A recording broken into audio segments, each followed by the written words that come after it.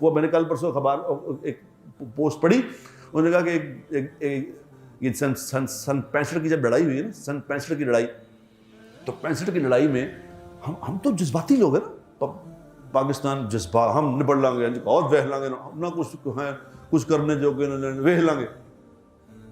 वो कहते ट्रेन में कुछ लोग जा रहे थे, सफ़र कर रहे थे, तो एक जज साहब ने कहीं जाना था कराची, वो भी ट्रेन में सफ़र कर रहे थे, तो उनको कहीं फर्स्ट क्लास की टिकट नहीं मिली, सीट नहीं होगी, तो वो सेकंड क्लास में बैठ गए।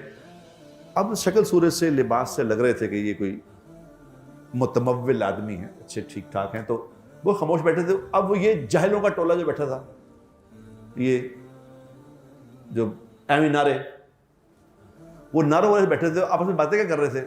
उन्होंने कहा ऐत की देखना तुसी इंडिया ਨੂੰ 10 पते देंगे इन्होंने, ऐसी दी तैसी नहीं देखना भला कि होता की निपट लांगे और सारे एक दूसरे आमी बैठे नारे मार रहे अंदर ही।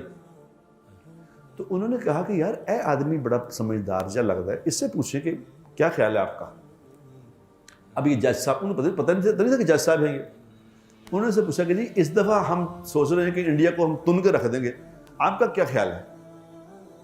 अब ये पढ़ा लिखा आदमी का, इसने कहा आप लोगों के जज्बात अपनी जगह दुरुस्त हैं, मगर इंडिया एक बड़ा मुल्क है, बहुत बड़ा मुल्क है वो, हम उसके हम छोटे से हैं, तो ज़्यादा देर हम नहीं लड़ सकते उनसे।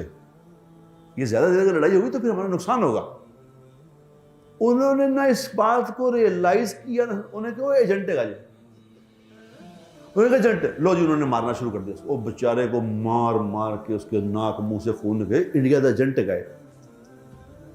अब वो बड़ी मुश्किल से कहीं वो आ गया, स्टेशन आया तो रुक गया, तो उसको जल्दी जल्दी उतरे, तो खैर उतरे, पकड़ के लोग ले गए, किसी ने पहचान लिया, उसको अस्पताल ले गए, उसकी पट्टियाँ पुट्टियाँ करके। तो उसने पूछा कि जी जज साहब आपने इस सारे वाक़े से क्या सीखा है।